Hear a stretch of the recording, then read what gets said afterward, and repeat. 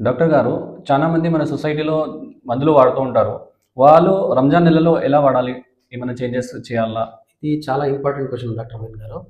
ఇక్కడ ఏమంటారంటే కొంతమంది ఏం చేస్తారు, బంధువులు, స్నేహితులు, చుట్టుపక్కల వారి సలహాలతో, సూచనలతో మందులు వాడుతుంటారు. ఇలా చేయడం చాలా తప్పు. మరి ఒక్కోసారి అది ప్రాణాంతం కూడా అవుతుంది. మనకు ఏదైనా వ్యాధి ఉంటే ఆ వ్యాధి యొక్క స్పెషలిస్ట్ ఏమన్నారో వారిని రంజాన్ నెలకు ముందు కంపల్సరీగా వాళ్ళని కలవాలి. వాళ్ళని కలిసి వాళ్ళ అభిప్రాయం ప్రకారము సెహరీలో మందులు తీసుకోవాలా? లేదా ఇఫ్తార్‌లో మందులు తీసుకోవాలని తెలుసుకోవాలి. ఆ విధంగానే దానికి తగ్గట్టుగానే మందులు వాడవలసి ఉంటుంది. సొంత వైద్యం అనేది ఇక్కడ పనికిరాదు.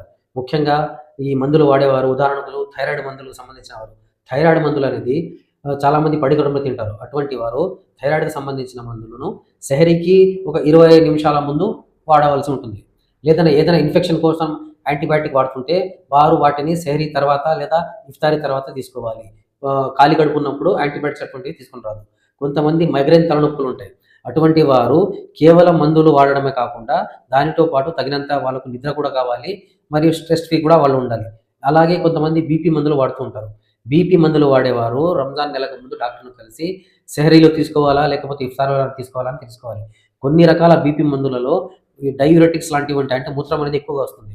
అటువంటప్పుడు సెహరీలో ఈ మాత్రలు తీసుకోవడం వల్ల డీహైడ్రేషన్ అనే కండిషన్ డెవలప్ అవుతుంది. కాబట్టి అటువంటి మందులు ఉన్నట్టయితే డాక్టర్ సలహా మేరకు వాటిని ఇఫ్తార్‌లో తీసుకోవాలి. అలాగే మన సమాజంలో చాలామంది డయాబెటిస్ ఉన్నవారు ఉన్నారు. Sugar patient. డయాబెటిక్స్ ఉన్నవారు కంపల్సరీగా ఖచ్చితంగా వారు డాక్టర్ సలహా ప్రకారం మాత్రమే ఉపవాసాలు ఉండవలసి ఉంటుంది. 1 లేదా 2 మాత్రలు వాడేవారైతే సెహర్ లేదా ఇఫ్తార్‌లో తీసుకొనవచ్చు. అదే ఇన్సులిన్ ఇంజెక్షన్ వాడేవారు మాత్రం డాక్టర్ సలహా మేరకు డోస్ అడ్జస్ట్ చేసుకొని ఇఫ్తారీలో తీసుకోవాలో, సెహరీలో తీసుకోవాలో డాక్టర్‌ను కంపల్సరీ తెలుసుకోవాల్సి ఉంటుంది. అలాగే కొంతమందికి ఆస్తమా అనే ప్రాబ్లమ్ ఉంటుంది. ఈ ఆస్తమా ఇన్హేలర్‌లలో కొంతమంది ఉపవాసం తీసుకోవాలంటారు. కొంతమంది తీసుకోకూడదంటారు. ఇందులో కొద్దిగా భేదాభిప్రాయాలున్నాయి. మీకు దగ్గరలో ఉన్న ముఫ్తీని గాని, ఆలింను గాని కలిసి మీరు ఈ ఇన్హేలర్ విషయం వాళ్ళతో చర్చించాలి. అలాగే కొంతమంది రక్తం తక్కువగా ఉండడం వల్ల రక్త ఉత్పత్తికి వాడే ఐరన్ మాత్రలు వాడుతూ ఉంటారు. ఈ ఐరన్ మాత్రలు వాడేవారికి కొంతమందికి వీటి వల్ల కాన్‌స్టిపేషన్ అనేది అవుతుంది. అంటే మలబద్ధకం కలుగుతుంది.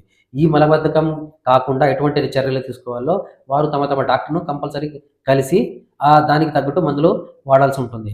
కాల్షియం, విటమిన్ డి3 వాడేవాళ్ళు, అలాగే రక్తం పలచబడడానికి తీసుకునే యాంటీ లిపిడిక్స్ మందులు వాడేవాళ్ళు, మరికొన్ని మూర్ఛ వ్యాధి ఉన్నవారు, అసిడిటీకి సంబంధించిన మందులు ఏదైనా వ్యాధి గానీ, ఎటువంటి చిన్న లేదా పెద్ద వ్యాధి ఉన్నవారు గానీ, వారు రంజాన్ మునుపే కంపల్సరీగా డాక్టర్‌ను కలవాలి.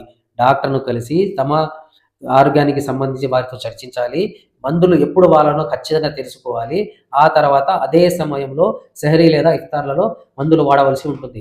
ఎట్టి పరిస్థితుల్లోనూ వేరే వాళ్ళ అడ్వైజ్‌లు తీసుకొని మందులు మానివేయరాదు. ఇది చాలా ప్రమాదకరం.